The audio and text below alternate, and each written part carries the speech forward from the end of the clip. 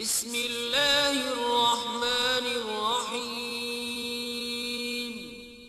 شروع اللہ کے نام سے جو بڑا مہربان نہایت رحم والا ہے۔ اعوذ باللہ من الشیطان الرجیم، بسم اللہ الرحمن الرحیم۔ الصلاۃ والسلام علیک یا سیدی یا رسول اللہ وعلی آلک واصحابک یا سیدی یا رحمۃ للعالمین۔ معزز خواتین و حضرات، التنویر اسلامک ویڈیوز کے پلیٹ فارم پر آپ تمام احباب کو خوش آمدید، اس امید کے ساتھ کہ اللہ رب العزت کے فضل و کرم اور مصطفیٰ کریم صلی اللہ تعالی علیہ وسلم کی نگاہ شفقت سے آپ تمام احباب خیر و عافیت کے ساتھ ہوں گے، اور دعا کرتا ہوں کہ رب کائنات اپنے پیارے محبوب آقا علیہ الصلوۃ والسلام کے صدقے آپ کو دین و دنیا کی بلائیاں عطا فرمائے۔ تو معزز خواتین و حضرات، آج کا ہمارا ٹاپک موضوع کیا ہے کہ خواب کے اندر مدینہ منورہ کی زیارت کرنا۔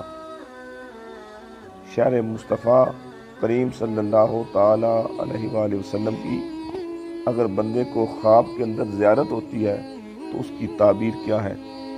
تو خواب نامہ یوسفی کے حوالے سے آپ کی خدمت میں اس خواب کی تعبیر آپ کی خدمت میں پیش کرنے جا رہا ہوں کہ اگر کوئی شخص خواب کے اندر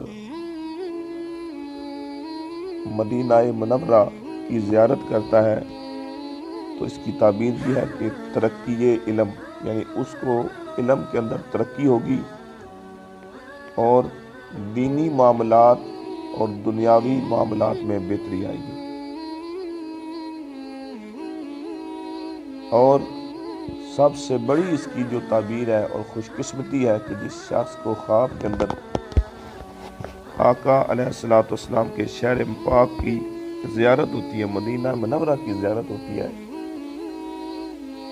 تو اس کی تعبیر یہ ہے کہ زیارت مدینہ منورہ نصیب ہوگی، یعنی مدینہ منورہ میں حاضری اس کے مقدر کے اندر لکھی ہوئی ہے جو اللہ پاک اس کو نصیب فرمائے گا۔